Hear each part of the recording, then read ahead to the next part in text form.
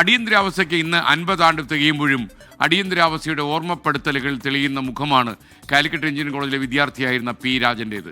Police arrest ചെയ്ത Kozhikode regional engineering college വിദ്യാർത്ഥി ഇപ്പോഴും നമ്മുടെ മനസ്സിൽ നൊമ്പരമാണ്. തൻ്റെ മകൻ എന്ത് സംഭവിച്ചു എന്നറിയാനുള്ള അവകാശവുമായി കേരളം മുഴുവൻ ഓടി നടന്ന പി രാജൻ്റെ പിതാവ് പ്രൊഫസർ ഈശ്വരവാര്യരുടെ അലച്ചിൽ കേരളത്തിൻ്റെ ആകെ വേദനയായി. ഒരുപക്ഷെ സി അച്യുതമേനോൻ രാഷ്ട്രീയ ജീവിതത്തിലെ ഏറ്റവും നൊമ്പരപ്പെടുത്തുന്ന ഏടുകൂടിയായി അത്. മാത്രമല്ല കെ കരുണാകരൻ എന്നും പറയുന്ന ഒരു കാര്യമുണ്ടായിരുന്നു. മധുസൂദനും അതുപോലെ ഈ ജയറാം പടിക്കലും ഈ 2 പോലീസ് ഓഫീസേഴ്സ് അദ്ദേഹത്തോട് കള്ളം പറഞ്ഞു, രാജനെ അറസ്റ്റ് ചെയ്തിട്ടില്ല എന്ന് പറഞ്ഞു. അത് വിശ്വസിച്ച് കെ കരുണാകരൻ ലോകത്തോടായി പറഞ്ഞു പി രാജനെ അറസ്റ്റ് ചെയ്തിട്ടില്ല. പിന്നീട് രാജനെ ഉരുട്ടി കൊലപ്പെടുത്തി എന്നത് രാഷ്ട്രീയ കോളിളക്കത്തിന് കാരണമായി.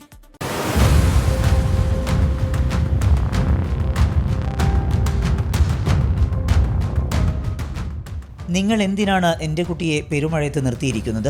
മകനെ തേടിയുള്ള അലച്ചിലിൽ ഈശ്വരവാര്യരുടെ നനുത്ത ശബ്ദത്തിലുള്ള ചോദ്യം ഹൃദയങ്ങളെ പൊള്ളിച്ചു. ഇന്നും അറിയില്ല രാജൻ എവിടെയെന്ന്.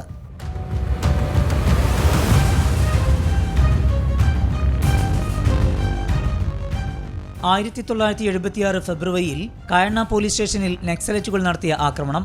ആക്രമിച്ച സംഘത്തിൽ രാജൻ എന്ന പേരുള്ള യുവാവ് ഉണ്ടെന്ന സംശയത്തിലാണ് പോലീസ് കോഴിക്കോട് റീജിയണൽ എഞ്ചിനീയറിംഗ് കോളേജിലെത്തിയത്. അന്നവർക്കൊരു രാജനെ കിട്ടി. പഠിച്ചും പാടിയും മിടുക്കുകാട്ടിയ പി രാജൻ വാര്യരെ. ഫറൂഖ് കോളേജിലെ ഒരു പരിപാടി കഴിഞ്ഞ് ഹോസ്റ്റലിലെത്തിയ രാജനെ 1976 മാർച്ച് 1 പോലീസ് പിടിച്ചുകൊണ്ടുപോവുകയായിരുന്നു. കോഴിക്കോട് നഗരത്തിൽ നിന്ന് 50 കിലോമീറ്റർ അകലെ കക്കയത്തെ പോലീസ് ക്യാമ്പിലേക്കാണ് രാജനെ കൊണ്ടുവന്നത്. പിന്നീട് രാജന് എന്ത് സംഭവിച്ചു എന്നറിഞ്ഞത് ഏറെ വൈകിയാണ്. അന്നവിടെ രാജൻ നേരിട്ട കൊടിയ പീഡനമുറയെപ്പറ്റി ഒപ്പമുണ്ടായിരുന്ന പലരും വെളിപ്പെടുത്തിയിട്ടുണ്ട്. ആ കാലത്ത് തൊഴിലാളി സമരത്തിന്റെ പേരിൽ ജയിലിലായിരുന്ന മുക്ക മുഹമ്മദ് ആ ഓർമ്മകൾ പങ്കുവെക്കുന്നു. ആർഇസിയിലെ രാജൻ ഒരു ദേശീയ വിദ്യാഭ്യാസ സ്ഥാപനത്തിൽ മെറിറ്റ് സ്ഥാനത്ത് ചേർന്ന് നിൽക്കുന്ന വിദ്യാർത്ഥിയായിരുന്നു. നന്നായി പഠിക്കുകയും ചെയ്യും. കലാപരമായി വളരെയധികം മുന്നോട്ടുള്ള ഒരു വിദ്യാർത്ഥിയായിരുന്നു. ഏതൊരു കലോത്സവത്തിന് രാജൻ ഒരു പാട്ടുപാടി എന്നതിൻ്റെ പേരിലാണ് രാജനെ പിടിച്ചുകൊണ്ടുപോയതെന്ന് വാർത്ത കേൾക്കുന്നത്. ഒരു വിദ്യാർത്ഥിയെ പിടിച്ചുകൊണ്ടുപോയിട്ട് കക്കയം ക്യാമ്പിൽ കൊണ്ടുപോയി എന്ന് കേട്ടു എന്നല്ലാതെ അതിനെക്കുറിച്ച് മറ്റൊരു യാതൊരു വിവരവും ഇത്രയും കാലമായി നമുക്ക് ലഭിച്ചില്ല. രാജൻ അച്ഛനാണെങ്കിൽ പ്രൊഫസർ ഈശ്വരവാര്യർ അറിയപ്പെടുന്ന ഒരു വിദ്യാലയത്തിൽ അധ്യാപകനായിരുന്നു. അന്നത്തെ ബഹുമാനപ്പെട്ട മുഖ്യമന്ത്രി അച്യുതമേനോന്റെയും കരുണാകരൻ്റെയും ആത്മസുഹൃത്തുമായിരുന്നു. നിരന്തരമായി അദ്ദേഹം തൻ്റെ മകനെ ഓർത്ത് എത്രയോ കാലങ്ങൾ അലഞ്ഞു നടന്നിട്ടുണ്ട്. ക്രൂരമർദ്ദനത്തിന്റെ പേരിൽ കുപ്രസിദ്ധിയാർജിച്ച ക്യാമ്പ് കെട്ടിടം പിന്നീട് ഇടിച്ചു നിരത്തി. ഇപ്പോൾ KSEBയുടെ ഉടമസ്ഥതയിലാണ് ഈ സ്ഥലം. പവർ ഹൗസിനോട് ചേർന്ന ഇവിടെ ശേഷിപ്പുകൾ ഒന്നുമില്ല.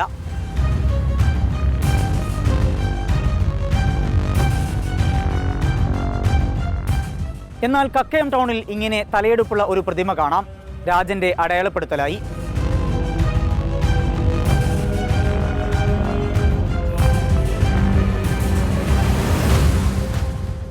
രാജന്റെ ഓർമ്മകളുമായി NIT ക്യാമ്പസിൽ എല്ലാ വർഷവും രാഗം ഫെസ്റ്റ് സംഘടിപ്പിക്കാറുണ്ട്. രാഗം ഫെസ്റ്റിൽ വിവിധ സംസ്ഥാനങ്ങളിൽ നിന്ന് വരുന്ന എഞ്ചിനീയറിംഗ് കോളേജിലെ അതുപോലെ NIT പോലുള്ള സ്ഥാപനങ്ങളിലെ വിദ്യാർത്ഥികൾ അവരുടെ കഴിവുകൾ പഠിപ്പിക്കാനുള്ള ഒരു അവസരവും അതേപോലെ തന്നെ മറ്റു പ്രൊഫഷണൽ ടീമിനെയും വെച്ചിട്ടുള്ള കലാപരിപാടികളാണ് കാര്യമായിട്ട് ആ രാഗം ഫെസ്റ്റിൽ ഉണ്ടാകാറുള്ളത്. പോലീസ് പീഡനത്തിൽ രാജൻ മരിച്ചെന്ന് ക്യാമ്പിൽ മർദ്ദനമേറ്റവർ ഉറപ്പിച്ചു പറയുന്നുണ്ട്. എന്നാൽ മൃതദേഹം എന്തു ചെയ്തുവെന്നത് ഉത്തരമില്ലാത്ത ചോദ്യം. പെരുമഴയത്ത് നിൽക്കുന്ന മകനും മകനെ തേടി അലയുന്ന പിതാവും ഭരണകൂട ഭീകരതയുടെ എക്കാലത്തെയും പ്രതീകം. സർക്കാരുകൾ മാറി മാറി വന്നെങ്കിലും രാജന്റെ മൃതദേഹം കണ്ടെത്താൻ ഇതുവരെ കഴിഞ്ഞിട്ടില്ല. കുടുംബത്തിന്റെ കണ്ണീർ തോരുന്നുമില്ല. കോഴിക്കോട് നിന്ന് വിഷ്ണു കച്ചേരിക്കൊപ്പം സമീർ സി മുഹമ്മദ്, 24. ഈ ഉരുട്ടി കൊലപാതകത്തിന് കേൾവി കേട്ട കുപ്രസിദ്ധരായ കുറേ പോലീസ് ഉദ്യോഗസ്ഥന്മാർ അന്ന് ഉണ്ടായിരുന്നു. ഈശ്വരവാര്യരുടെ മകന് വേണ്ടിയുള്ള അന്വേഷണം നടക്കുമ്പോൾ കരുണാകരനെ തെറ്റിദ്ധരിപ്പിച്ച ജയറാം പടിക്കലും ഒക്കെ തന്നെ കേരളത്തിൽ ഏറ്റവും വലിയ ഒരുപക്ഷെ വിമർശനങ്ങൾ ഏറ്റുവാങ്ങിയ പോലീസ് ഓഫീസേഴ്സായി മാറി. വളരെ ഒരുപക്ഷെ അന്വേഷണത്തിന് വളരെ പ്രാഗൽഭ്യം ഉണ്ടായിരുന്നൊരു പോലീസ് ഓഫീസർ കൂടിയായിരുന്ന ജയറാം പടിക്കൽ കെ കരുണാകരൻ്റെ പിൻബലത്തിൽ ഒരുപാട് അധികാര ദുർവിനിയോഗം നടത്തിയെന്നത് ചരിത്ര വസ്തുതയാണ്. ഒരുപാട് പേരെ ഉരുട്ടി എന്നുള്ള ആരോപണത്തിന് വിധേയനായി പുലിക്കോടൻ നാരായണൻ. അപ്പോൾ ഈ പുലിക്കോടൻ നാരായണൻ എന്ന് കേട്ടാൽ തന്നെ ആളുകൾ ഭയക്കുന്ന ഒരു കാലമുണ്ടായിരുന്നു. ഒരു സമയത്ത് ഏഷ്യാനെറ്റിലെ നമ്മൾ തമ്മിൽ പരിപാടിയിൽ ഈ രാജൻ്റെ തിരോധാനവുമായി ബന്ധപ്പെട്ട് നമ്മൾ തമ്മിൽ ഞാൻ ചെയ്തപ്പോൾ ഇതുമായി ബന്ധപ്പെട്ട കുറേ ആളുകൾ ഈ പരിപാടിയിൽ പങ്കെടുത്തിരുന്നു. അതിൽ എൻ്റെ ഏറ്റവും വലിയ ഓർമ്മ എന്ന് പറയുന്നത് ഈ കോളേജിൽ ഒരു ഗായകൻ കൂടിയായിരുന്നു P Rajan, Calicut regional engineering കോളേജിൽ.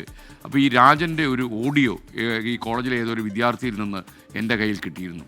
അപ്പോൾ അതിലെ ഒരു 4-5 വരി അന്ന് പ്രേക്ഷകരെ കേൾപ്പിച്ചു കൊടുത്തു. ഒരു നടുക്കത്തോടെ മാത്രമേ അന്ന് രാജൻ്റെ ഈ ആലാപനം ആളുകൾ കേൾക്കാൻ കഴിയുമായിരുന്നുള്ളൂ. അതാണ് ഏത് കക്കയം പോലുള്ള ഏതെങ്കിലും ഒരു പോലീസ് തടവറയിലോ ക്യാമ്പിലോ വെച്ച് രാജൻ ഉരുട്ടി കൊല ചെയ്യപ്പെട്ടു എന്ന് അറിയുമ്പോഴും എവിടെയാണ് രാജൻ്റെ മരണം സംഭവിച്ചത്, എവിടെയാണ് ഈ ശവം മൃതദേഹം അവർ ഒളിപ്പിച്ചത് എന്നൊന്നും ഒരിക്കലും പുറത്തു വന്നിട്ടില്ല. ഇപ്പോഴും അത് ദുരൂഹമായി തുടരുകയാണ്. രാജനെ നമ്മൾ ഈ അവസരത്തിൽ ഓർമ്മിക്കുന്നു. കാരണം അത്രയും മിടുക്കനായ ഒരു വിദ്യാർത്ഥിയായിരുന്നു പി രാജൻ. കോളേജിൽ അറിയപ്പെട്ടൊരു നേതാവ് കൂടിയായിരുന്നു രാജനെന്ന് അന്നത്തെ റീജിയണൽ എഞ്ചിനീയറിംഗ് കോളേജിൻ്റെ പ്രിൻസിപ്പൽ നമ്മൾ തമ്മിൽ സാക്ഷ്യപ്പെടുത്തിയിട്ടുണ്ട്.